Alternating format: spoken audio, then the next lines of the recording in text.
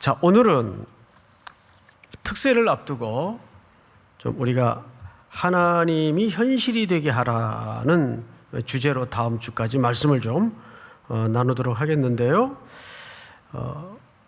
본문을 보시면 이제 제자들이 앞서 어떤 일이 있었죠? 들판에서 4,000명을 먹이고도 7광주리가 남는 7병2여의 기적을 경험했고, 그 현장에서 여러 날 동안 함께 머물면서 예수님의 말씀을 들었습니다. 그리고 이제 그 제자들을 배에 태워서 먼저 보내시는 것이 아니라 이제는 함께 건너편 가이사랴 빌립보 쪽으로 이동을 하고 있는 중이에요. 자, 그러니까 오늘 이야기는 예수님과 첫 번째 청자, 첫 번째 대화자가 누구냐, 그 이야기 속에서 제자들입니다. 자, 그러면 이것을 머릿속에 한번 이미지화 할 필요가 있는데, 배는 물 위로 바다를 건너가고 있어요. 마치 어쩌면 우리 인생의 모습과도 굉장히 유사한 그림을 이 본문 속에 담아내고 있죠. 그리고 그 배는 누가 타고 있죠? 불신자들이 아니라 장차 이 땅에 세워질 교회의 모판이 될 12제자들이 타고 있어요. 물론 그들과 예수님은 지금 함께 계십니다. 그런데 제자들끼리 먼저 대화가 이루어지고 그 대화 속에 예수님이 슬쩍 끼어드는 모양새를 취하고 있죠. 자, 그 내용을 좀 꼼꼼히 봅시다. 제자들이 건너편으로 갈새 떡 가져가기를 잊었더니, 이렇게 돼 있어요. 자, 잊었다.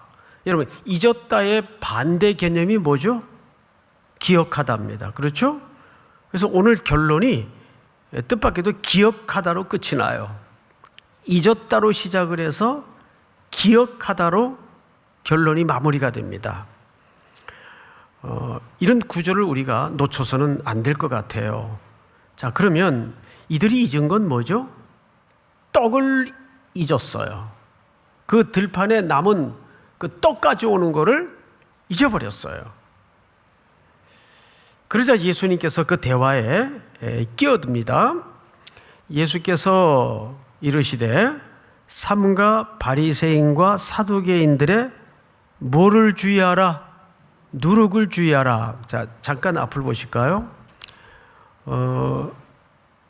예수님은 그냥 누룩을 주의하라라고 말하지 않았고, 바리새인과 서기관들의 누룩을 주의하라 그랬습니다. 그러면 예수님의 이 말씀의 의도 속에는 서기관들의 그 허영, 껍데기만 붙들고 있는 신앙생활, 종교성만 더 심화시키고 있는 생명 없는 종교의 강화, 이거를 누룩으로 묘사해서 그거를 주의할 것을 말씀하신 겁니다. 자, 그런데 제자들이 이 말귀를 이제 어떻게 알아듣나 보실까요? 제자들이 서로 논의하여 이르되 우리가 떡을 가져오지 아니하였도다 하거늘. 계속해서 무슨 얘기합니까? 떡 얘기를 하는 거예요. 자, 이거를 조금 그 라디오 듣는 마음으로 드라마식으로 한번 좀 각색을 해봤어요. 그래서 그 드라마식의 각색을 제가 목소리 연기를 통해서 할 테니까 이거 전부 여러분들의 이해를 돕기 위해서 별짓을 다 하는 거예요, 지금. 예? 때는 오후고 점심 이후라 굉장히 지금 위기가 팽배한 시간이고 위험한 시간이라서 제가 그대로 한번 목소리 연기를 좀 해볼게요. 첫 번째 제자. 왜 갑자기 누룩을 말씀하시지? 무슨 뜻이야? 이제 제자들끼리. 이봐, 예수님은 비유의 달인이잖아. 그래서 누룩하면 딱 떠오르는 게 뭐야? 여러분 유대 사람들은 누룩하면 이게 관련 검색어가 뭔지 아세요? 떡이에요. 떡. 빵이에요. 빵이잖아. 누룩하면 딱 떠오르는 게 뭐야? 빵이잖아. 그러네. 왜 예전에 천국이 누룩 같다고 말씀하시면서 부풀어 오른 반죽 얘기를 하신 적도 있잖아. 그렇지.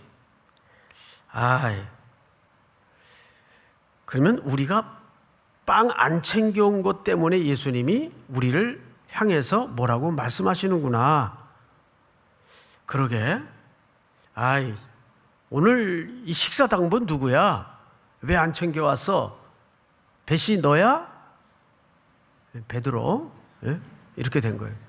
어쨌든 제자 중에 책임자니까 이제 이 맥락이 무슨 뜻인지 아시겠죠? 자, 보세요. 제자들의 걱정은 계속 떡 안 갖고 온 게 걱정이었어요. 근데 예수님은 그 먹는 떡을 얘기하신 게 아니라 바리새인들의 누룩을 조심하라고 경계를 하신 겁니다. 그러니까 제자들의 핀트와 예수님의 핀트가 지금 엇박자가 나고 있어요. 절묘하죠? 자, 그래서 이것이 어떻게 흘러가고 있는가를 유심히 볼 필요가 있는데 눈을 본문으로 다시 돌려서 7절 다시 읽겠습니다. 제자들이 서로 논의하여 이르되 우리가 떡을 가져오지 아니하였도다 하거늘. 그러니까 끝까지 제자들은 지금 예수님의 말귀를 알아듣고 있는 겁니까? 못 알아듣고 있는 겁니까? 지금 못 알아듣고 있는 거예요. 그러니까 예수님이 가슴이 답답하셔서 8절 여러분 한번 같이 읽어볼까요? 8절 시작. 예수께서 아시고 이르시되 믿음이 작은 자들아 어찌 떡이 없으므로 서로 논의하느냐.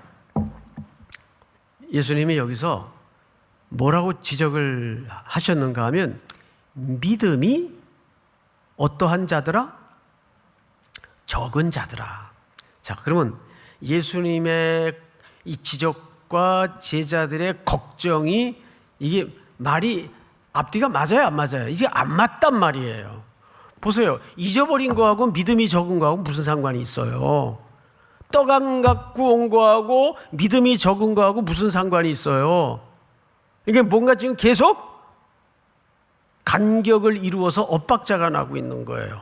자, 그러면 믿음이 적은 자들아, 이 지적은 마태복음 14장에서 풍랑이는 바다에서 꼬르륵 물에 빠져갔을 때 바람을 보고 무서워 빠져가는지라 베드로를 보고 하신 얘기예요. 그때 그 제자들을 통칭해서 예수님이 지적했던 꾸지람이 뭐였습니까? 믿음이 적은 자들아였습니다. 기억나시죠? 믿음이 적은 자들아. 근데 오늘도 여기서 믿음이 적은 자들아 16장에서 그러면 14장과 16장 사이에 뭐가 있어요? 그렇죠. 15장이 있죠. 15장. 15장에 우리가 지난 시간에 지지난 시간이군요. 2주 전에 만났던 놀라운 여인 한 사람을 기억할 겁니다. 가나안의 두로와 시돈 지역, 이방 지역입니다. 살던 병든 딸의 아픔을 끌고 나와서 방문한 예수님에게 매달렸던 여인. 그 여인이 경이로운 태도를 보였던 거예요. 그 여인에게는 예수님이 뭐라고 극찬을 기록하셨죠? 네 믿음이 크도다 그랬어요. 오늘 이 제자 공동체와 앞서 풍랑이는 바닷가에서 꾸지람을 들었던 제자들과는 완전히 다른 태도로 예수님이 극찬을 아끼지 않았습니다. 그 여인의 태도를 우리는 다시 한번 복원시킬 필요가 있어요. 우리 딸이 병들었습니다. 주님 고쳐주십시오. 그런데 예수님은 너무도 냉랭한 표정으로 전혀 낯선 태도를 취하십니다. 나는 이스라엘의 잃어버린 양 외에는 보냄을 받지 않았다. 그러니까 나는 너 같은 이방 여인에게 자비를 베풀 마음이 없다처럼 들려졌습니다. 그런데 이 여인이 물러서지 않습니다. 계속 매달리니까 예수님이 더 가혹한 얘기로 몰아붙여요. 자녀의 떡을 개들에게 주는 것이 마땅치 않다. 그러면 이 여인이 지금 뭐라고 규정되어지고 있는 거예요? 개. 이 정도 되면 너무 자존심이 뭉개져서 에이, 안 해주면 마셔. 그리고 떠날 법한데 이 여인이 더 주님 앞에 대들듯이 매달립니다. 옳습니다. 제가 개입니다. 그런데 주님, 개들도 주인의 상에서 떨어지는 부스러기를 먹고 살지 않습니까? 이때 성경엔 표현되어 있지 않지만 예수님이 속으로 이랬을 것 같아요. 졌다. 내가 졌다. 그리고 예수님이 꺼내든 극찬의 표현이 내 믿음이 크도다. 여러분, 그런 믿음이 크다와 오늘 제자들이 지적받고 있는 믿음이 작은 자들아는 무엇을 기준으로 구분하는 겁니까? 네? 이 제자들은 광야에서도 주님과 많은 시간을 동행하면서도 말씀을 받았고 말씀을 들었어요. 그리고 그 스승의 놀라운 경이로운 기적을 함께 동행하면서 함께 겪었어요. 그런데도 예수님에 의해서 믿음이 적은 자들아라고 지금 지적당하고 있는 거예요. 근데 어째서 이 수로보니게 여인은 성경에 찾아볼 수 없는 유례적인 칭찬을 받고 있을까요? 네 믿음이 크도다. 자, 이번 주제가 뭐죠? 하나님이 현실이 되게 하라. 믿음이 크다는 것은 양적인 개념을 말하는 게 아니에요. 여인은 이런 태도로 물러서지 않았습니다. 저는 주님 외에는 다른 대안이 없습니다. 저를 발로 걷어차든 찬물을 끼얹어서 문을 닫아버리던 저는 여기서 못 물러납니다. 그러니까 믿음이 크다는 건 무슨 뜻인가 하면 오로지 그분만 답이라는 확고한 태도를 얘기하는 거예요. 그럼 믿음이 적다라는 건 뭐예요?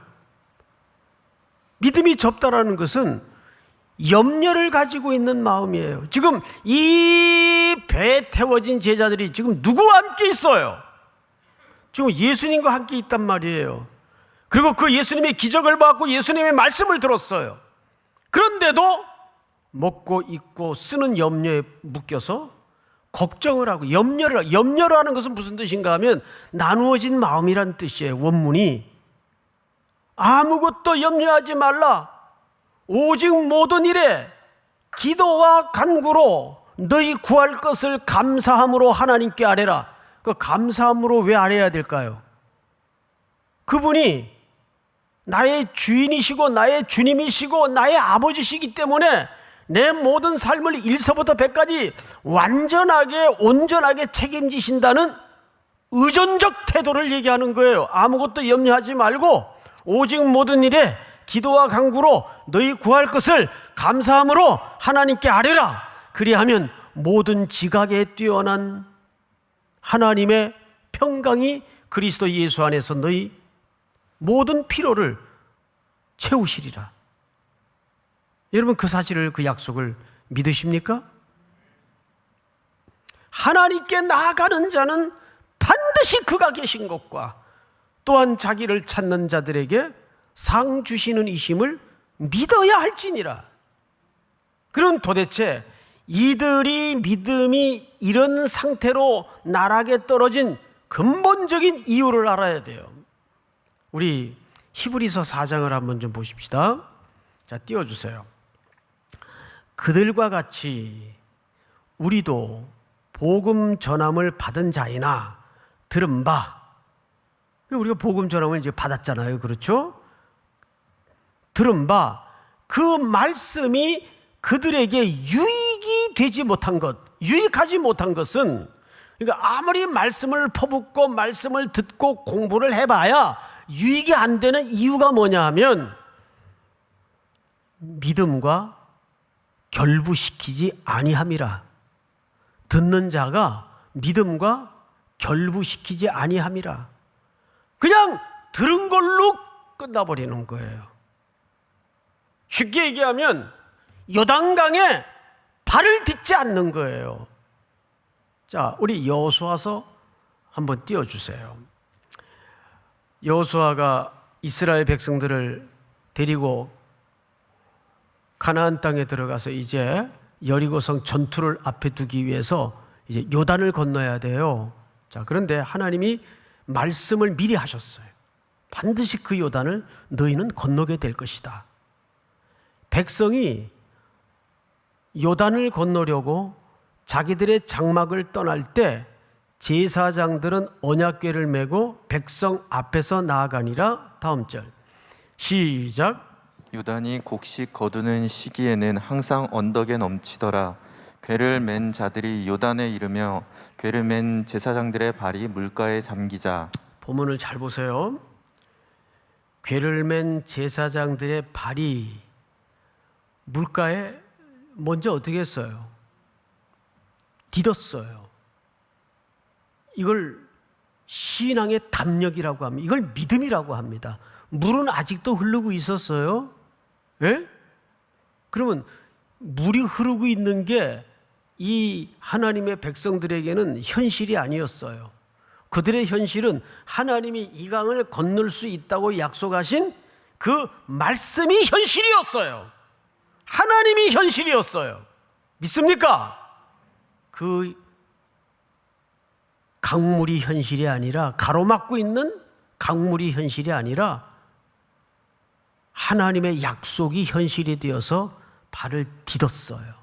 그러자 어떤 일이 벌어졌나요? 다음 절 다 같이 시작. 곧 위에서부터 흘러내리던 물이 그쳐서 사르단에 가까운 매우 멀리 있는 아담 성읍 변두리에 일어나 한 곳에 쌓이고 아라바의 바다 여매로 향하여 흘러가는 물은 온전히 끊어지매 백성이 여리고 앞으로 바로 건널세.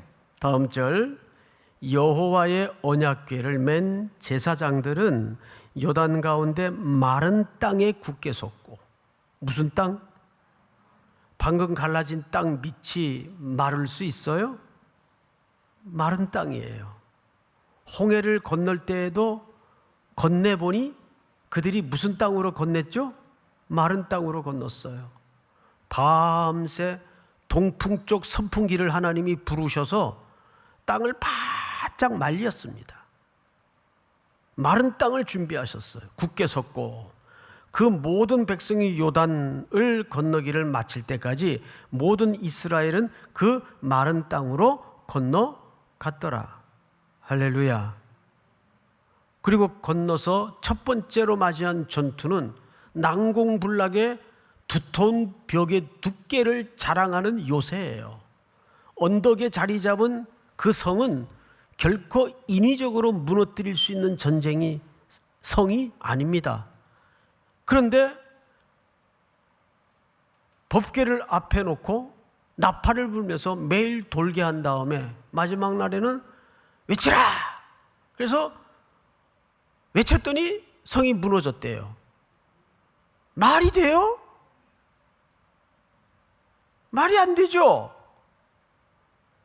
그런데 하나님의 자녀들, 주의 청년들은 이 그리스도와의 동행하는 순례길에서 말이 안 되는 하나님의 역사를 드러내야 돼요.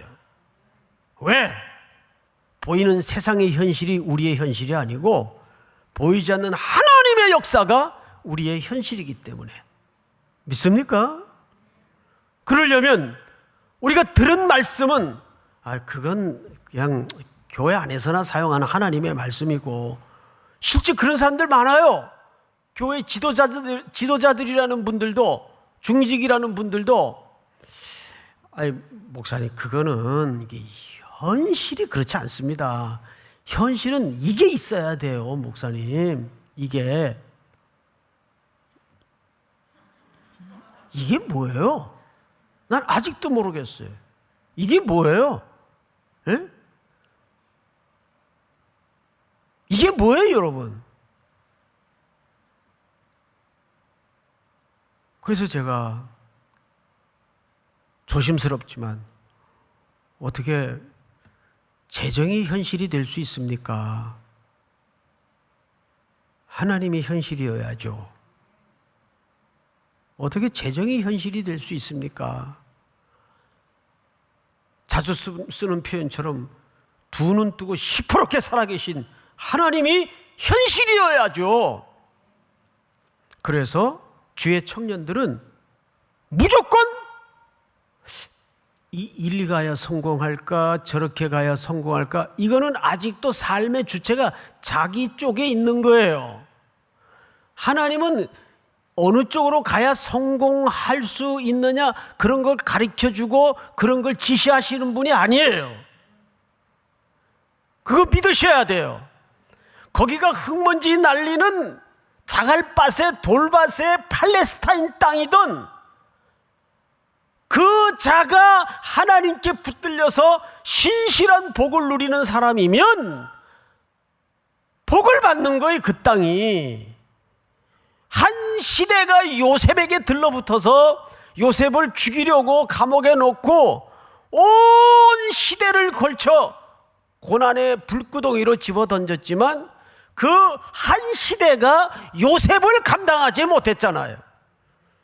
그 창세기 49장에 보면 요셉은 무성한 가지라 담장을 넘었도다. 담장을 넘었도다. 활이 그를 군박하고 죽음이 그를 공격했지만 그 시대가 요셉을 감당하지 못했어요. 평안한 환경 때문에 그랬나요? 아니에요. 요셉을 하나님이 복주기로 약속하셨기 때문에 그 하나님이 요셉의 현실이 된 겁니다. 그러니까 자꾸 기도할 때 어느 회사를 들어가야 될까요? 어느 사업을 해야 될까요? 그거는 차라리 무당한테 가서 물어보세요. 예? 그 사람들이 더 영험해요. 왜 그런 걸 물어요, 하나님 앞에? 왜 하나님을 무당 취급하냐고요? 하나님은 점쟁이도 아니고 무당도 아니에요. 그냥 그분을 의지하고 그분을 믿고 도전하시고 발을 내디드세요. 그러면 그게 물바다든 강이든 큰 의미가 없는 거예요. 믿으십니까? 그걸 우리는 신앙의 용기라 그러고 하나님을 현실로 붙들고 사는 삶의 태도인 것입니다. 우리 빌립보서 4장을 한번 보십시다. 다 같이 읽겠습니다. 시작. 나의 하나님이 그리스도 예수 안에서 영광 가운데 그 풍성한 대로 너희 모든 쓸 것을 채우시리라. 바울의 글이에요. 근데 이 바울이 이 글을 어디서 씁니까? 감옥에서, 빌립보 감옥에서, 빌립보서를 옥중 서신이라고 하잖아요. 빌립보 감옥에서 이 글을 써요.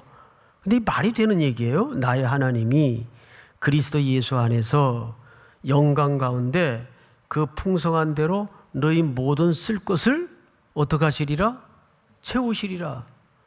적어도 바울은 옥중에 있든 바깥에 내놔지든 하나님이 그의 현실이었어요. 어느 회사 몇백 대 몇이다, 1이다. 그 수치의 위력에 겁먹지 마세요. 통계와 평균에 겁먹지 마세요.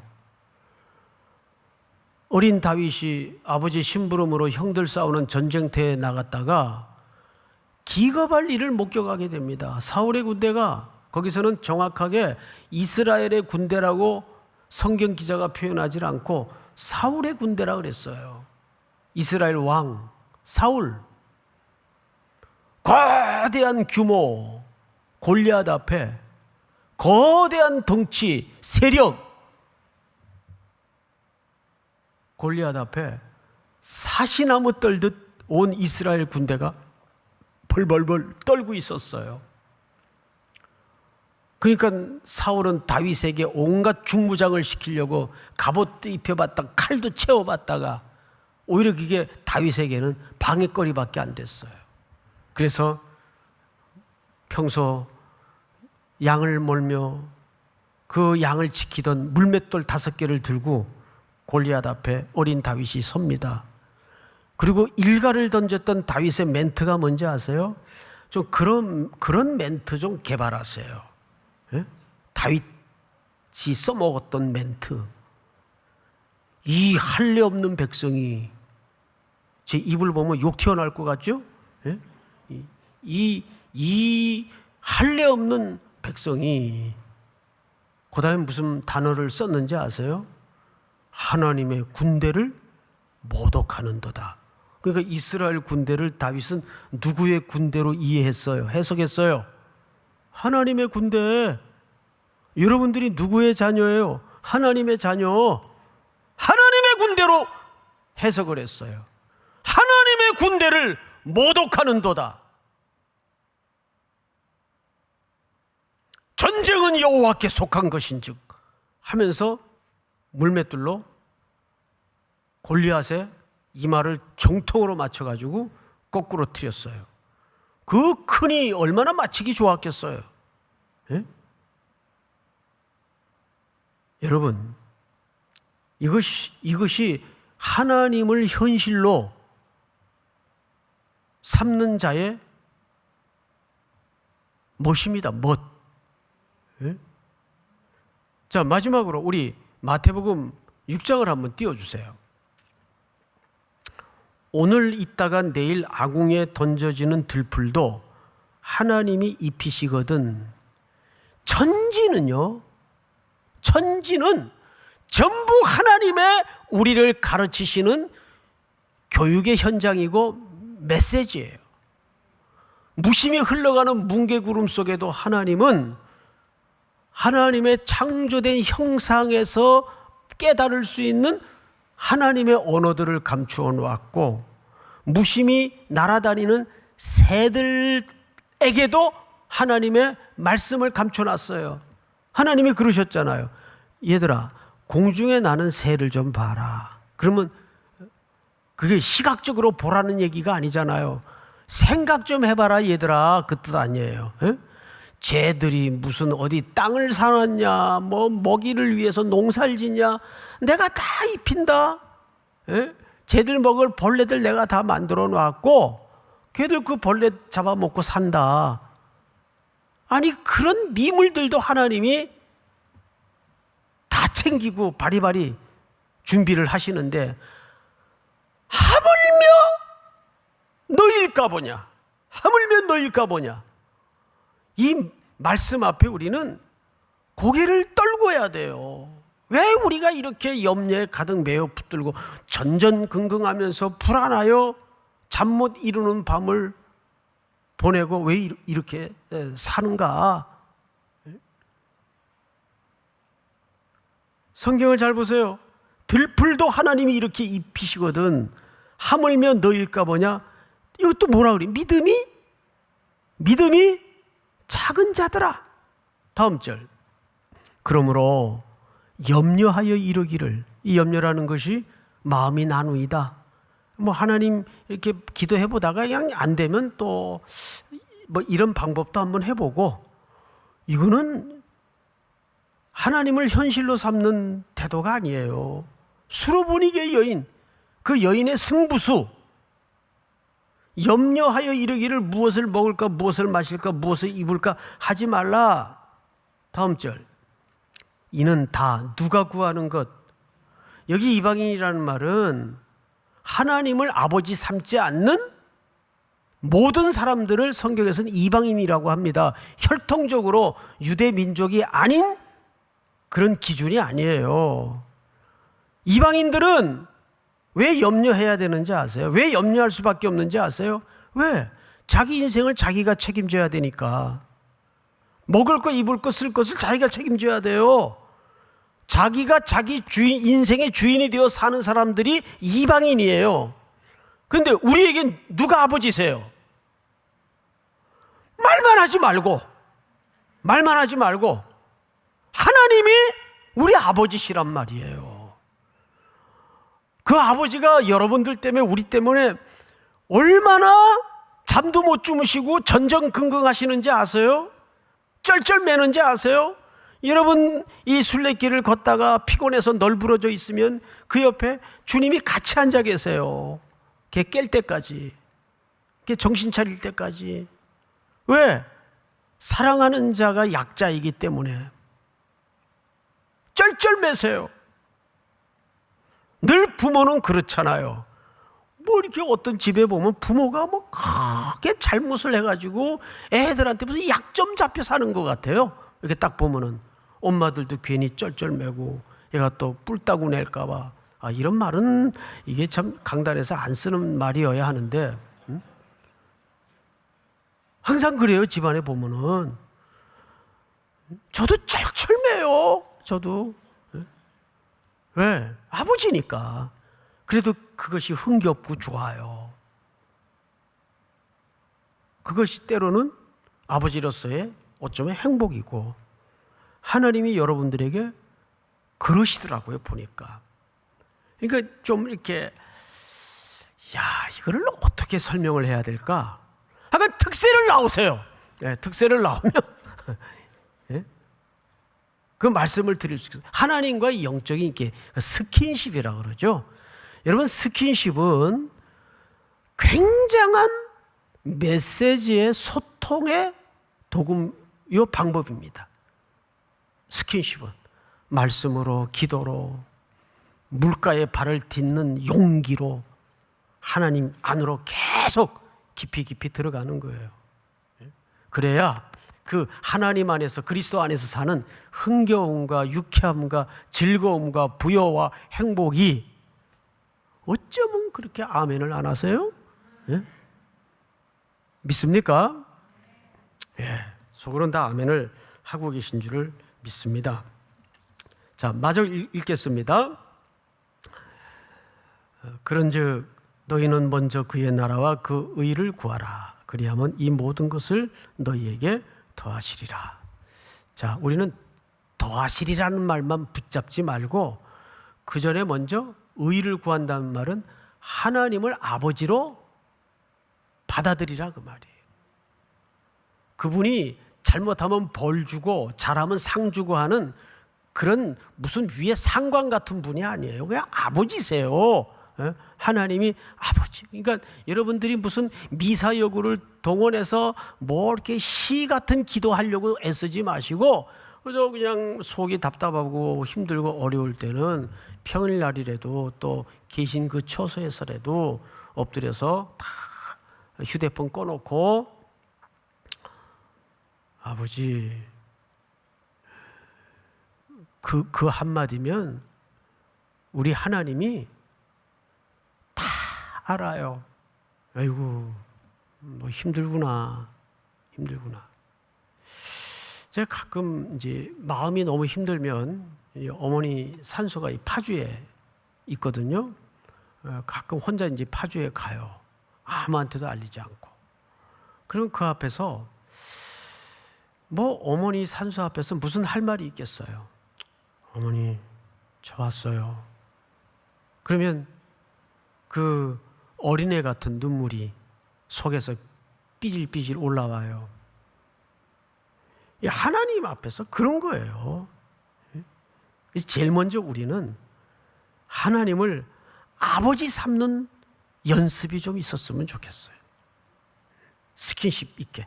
할렐루야. 모든 상황 속에서 다 일어나셔서 이 찬양을 드리도록 하겠습니다.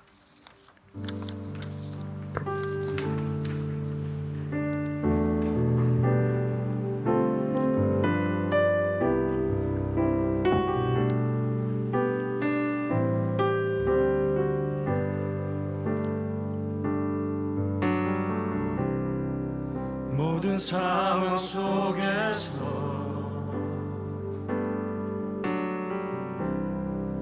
주를 찬양할지라.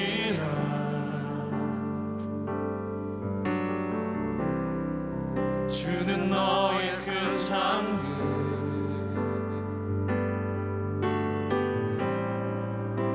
큰 도움이시라.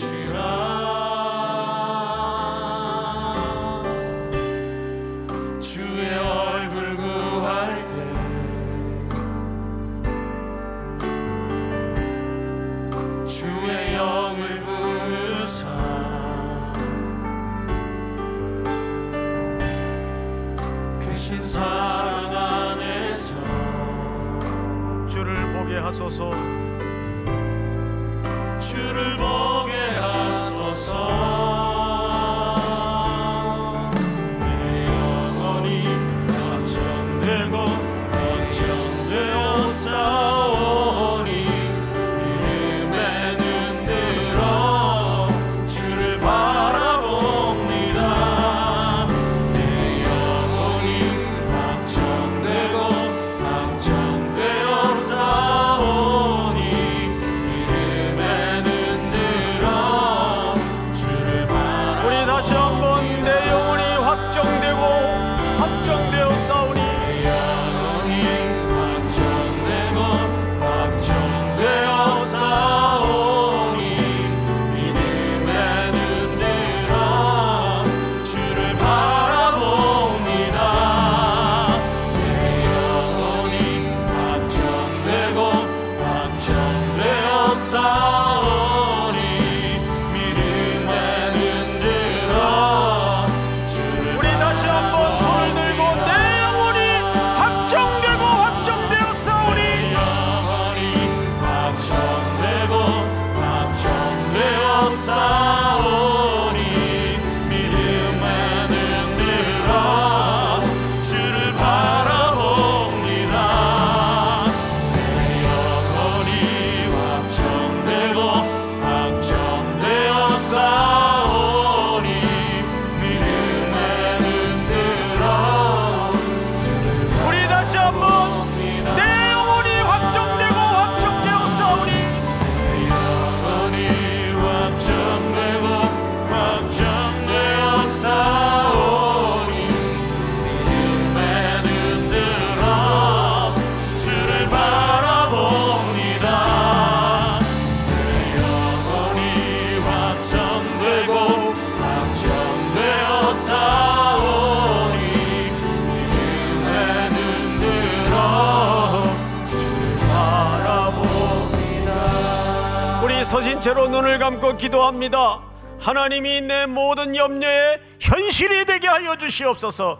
믿음이 적은 자들아라는 주님의 권면 앞에 나 영혼 속에 어떤 부분을 지적하시는가를 달게 듣게 하시고 그 부분까지 주님 앞에 내려놓고 하나님이 이 시간 여러분들의 아버지 되심을 붙잡는 시간이 되기를 원합니다. 하나님이 내 모든 공고한 삶의 현장이 되시고 현실이 되어 주시옵소서. 우리 시간 다 같이 한번 주여 부르며 기도합니다. 주여, 살아가시는 하나님,